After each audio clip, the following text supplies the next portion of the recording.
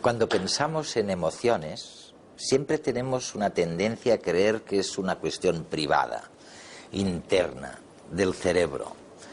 Y las últimas investigaciones, de esto va este programa, nos están demostrando la importancia tremenda del resto, de las interrelaciones, de los grupos y no solo del individuo. Fíjense, por ejemplo, lo que ocurre en un campo de fútbol. ¿De qué manera la manera de comportarse de los demás contamina la forma en que expresamos nuestra emoción cuando se produce un gol, por ejemplo? Y pensemos en lo que les pasa a las personas que sufren una depresión. Todo depende, o una gran parte depende, de cómo reaccionan los compañeros, la familia. Y su manera de reaccionar va a incidir directamente incluso en la naturaleza de su propia enfermedad. Y luego hay pueblos que están tristes, como nosotros podemos estar tristes, y sin embargo lo disimulan. Bueno, las emociones dependen no solo de dentro, sino de lo que pasa afuera. Brian Parkinson tiene un interés especial en descubrir la relación entre las emociones básicas del ser humano y lo que se llama la inteligencia social, la capacidad de relacionarnos con otras personas. Hoy descubriremos de su mano cómo se contagian las emociones en un grupo o cómo validamos nuestros propios sentimientos en relación a los demás. Hoy vamos a hablar de las emociones, pero desde fuera. Porque normalmente cuando hablamos de emociones pensamos enseguida en el cerebro, la amígdala, y en individuos. Brian, and you say, watch it. Tú dices, cuidado. Hay que tener en cuenta sobre todo las interrelaciones con los demás, con los grupos. ¿Qué quieres decir? Ante todo, jamás se me ocurriría decir que el cerebro es irrelevante para las emociones. El cerebro es un órgano muy importante que desempeña un papel fundamental en las emociones. Sin embargo, me parece que los psicólogos se han concentrado excesivamente en los aspectos privados de las emociones. Cuando pensamos en las emociones, a menudo nos lo imaginamos como algo que sobreviene de repente y que es el resultado de interpretaciones muy personales de lo que nos sucede. Pero creo que en realidad, si consideramos la amplia variedad de nuestras experiencias emocionales en la vida cotidiana, resulta evidente, en primer lugar, que la mayoría de las cosas que nos generan emociones tienen que ver con otras personas de algún modo. Nos disgustamos cuando alguien dice algo que nos ofende, por ejemplo. Esto es algo poco controvertido. Todo el mundo acepta que las emociones tienen que ver con lo que los demás hacen, dicen, etc. Pero me parece que se puede ir un poco más allá. Porque, en mi opinión, al pensar en las emociones como algo que se basa en nuestras propias interpretaciones y evaluaciones personales de lo que nos pasa, nos olvidamos que en realidad estas evaluaciones e interpretaciones están condicionadas por lo que los demás sienten y piensan.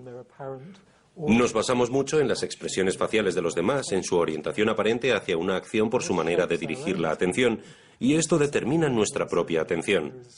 Si vemos que alguien mira hacia una dirección, tenemos una fuerte tendencia a mirar en esa misma dirección. Y todas las expresiones faciales y conductas no verbales pueden influir también en nuestras propias emociones. Por tanto, si nos centramos exclusivamente en los aspectos individuales de las emociones, no perderemos una parte enorme de información. Y no solo depende de la imaginación. Pensemos, por ejemplo, en las personas que tienen depresión. ¿Qué sucede con ellos? ¿Sus emociones dependen realmente de cómo se comporten los demás hacia ellos? Es así, ¿no? Creo que sí, por lo menos en algunos casos de depresión.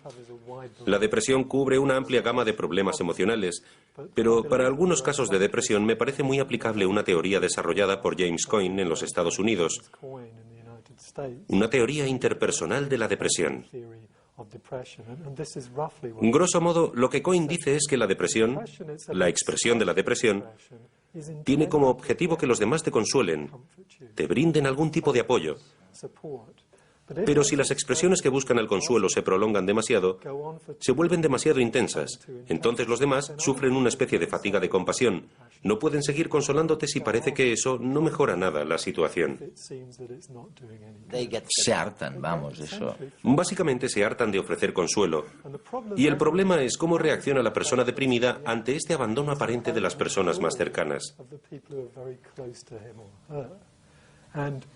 Muchas veces lo que hace la persona deprimida, en lugar de retroceder y decir, entiendo que me he estado quejando demasiado últimamente, es intensificar sus quejas como una especie de intento desesperado de restablecer el consuelo de los demás. Y lo único que consigue es que los demás se aparten todavía más. Y cuando alguien deprimido se somete, por ejemplo, a terapia cognitiva, la terapia se centra en las interpretaciones de cómo responden los demás y el terapeuta le dice, crees que esta persona te rechaza, pero en realidad no lo hace. Exacto.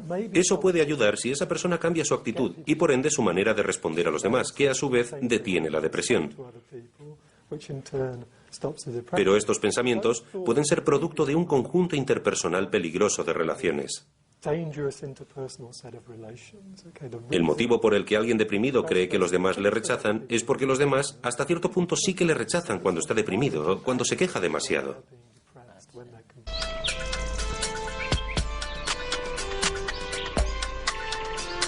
Lloramos, reímos, gritamos, bostezamos. De un modo u otro, nuestras emociones se ven reflejadas en nuestros actos. De un modo u otro, las personas de nuestro alrededor pueden saber cómo estamos sin la necesidad de preguntar nada. Como lo pueden ser el lenguaje o los gestos corporales. Aún así, seguimos contemplando Las emociones son otra vía de comunicación, como reacciones individuales que están aisladas de nuestro entorno. ¿Cuántas veces nos hemos puesto en la piel de los demás y nos hemos contagiado de sus emociones? Un amigo está triste y nos entristecemos. Queramos o no, las emociones de los demás nos afectan gracias a la capacidad que tenemos de empatía. Nos avisan de cómo están los demás respecto a nosotros y viceversa. Es decir, nuestras reacciones emocionales sirven de espejo hacia los demás para que vean cómo están ellos mismos. Las emociones son un círculo de causas y efectos. Lanzan mensajes entre nosotros, aunque a veces estos no sean fáciles de interpretar. Y es que aunque todos somos capaces de emocionarnos, no todos lo expresamos de la misma forma.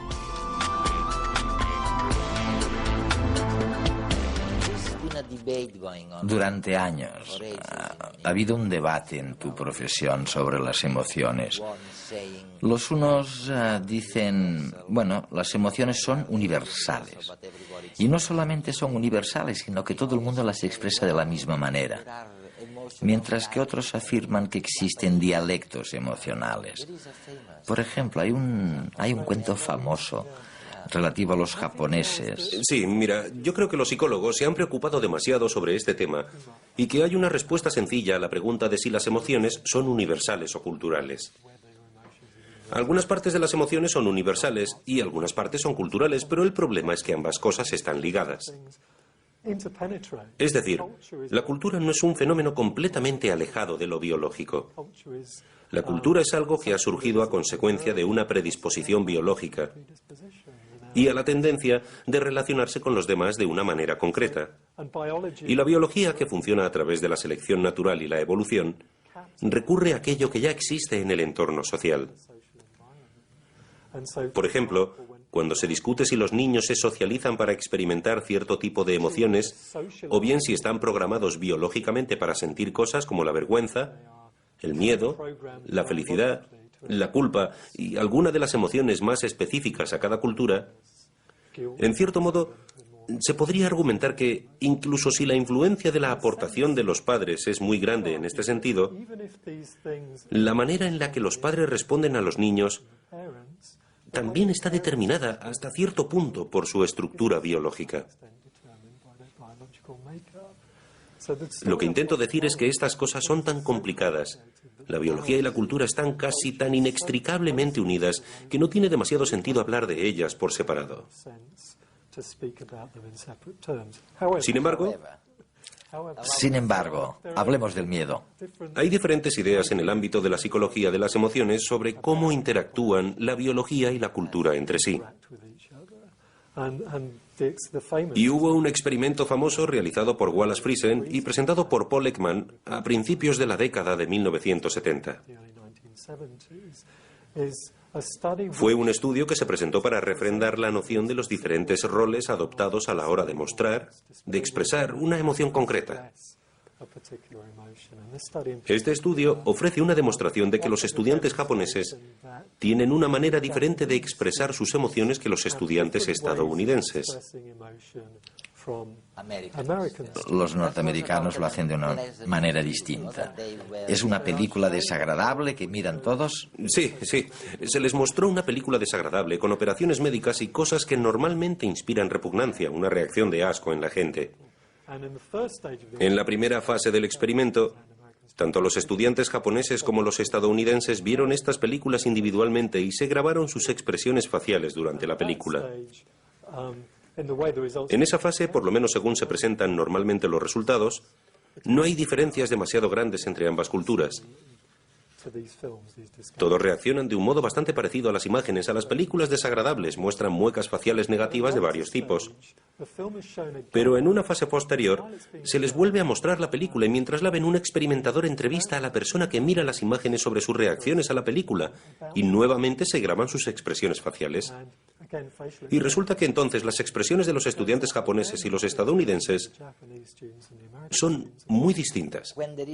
Cuando hay un entrevistador, cuando otra persona entra en la habitación. Cuando hay un entrevistador que les hace preguntas sobre la película, la interpretación habitual es que ambos grupos están reaccionando al contenido emocional de la película. Pero los estudiantes japoneses, como se les ha enseñado en su socialización a no mostrar emociones negativas delante de una autoridad, están ocultándolas con expresiones más positivas. Exacto. La idea es que las emociones experimentadas en ambos grupos son idénticas, pero los estudiantes estadounidenses se sienten libres para exteriorizar sus sentimientos reales, mientras que los japoneses ocultan. Alan Friedlund, que tiene una visión alternativa de cómo funciona la expresión facial, sostiene que en realidad lo que sucede es que el contexto social es diferente para estos dos grupos de participantes. Los participantes no solo están reaccionando a la película, también están reaccionando al entrevistador. Dan su verdadera sensación de repugnancia. Sin embargo, hay otras interpretaciones posibles a lo que sucede en este experimento. Y puede que los japoneses, por motivos de cortesía, presten más atención al entrevistador que al contenido emocional de la película, y por eso muestren interés y sonrían educadamente al entrevistador, mientras que los estudiantes estadounidenses creen que no hay ningún problema con seguir concentrándose en la película y expresar sus emociones, incluso exagerarlas, para mostrarle al entrevistador lo que opinan de lo que ven. Desde que nacemos partimos de los mismos mecanismos para razonar, pensar y comprender el mundo. Sabemos que cuando vemos una imagen, esta es la misma para todos. Sin embargo, hay algo que hace que no la interpretemos igual. Algunos psicólogos sociales están seguros que las personas pensamos y vemos el mundo de formas distintas debido a las diferencias sociales, filosóficas, culturales y educacionales que heredamos. Todas estas diferencias